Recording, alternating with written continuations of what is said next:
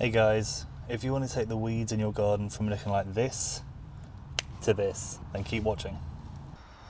The idea of this video is to see how effective spirit vinegar is at getting rid of weeds. So this is going to be basically taking really cheap distilled vinegar from a supermarket. This was 35p.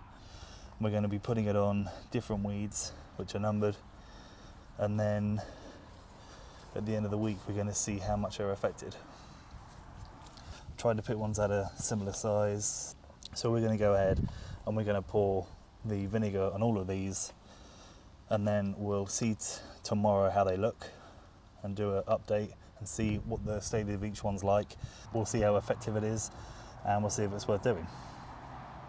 Okay, so this is a good bit. So you get 568ml distilled malt vinegar. This was 35p, I'm pretty sure, from Sainsbury's.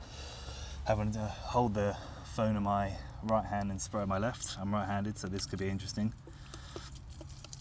A lot of the videos that people have online is of them spraying the weeds with a water and vinegar mix, which seems counterintuitive because what is killing them is acetic acid, which is disrupting their growth and isn't good for them, and that comes from the fact it's vinegar, and if you water it down you're just making it weaker, so it goes further but it's weaker.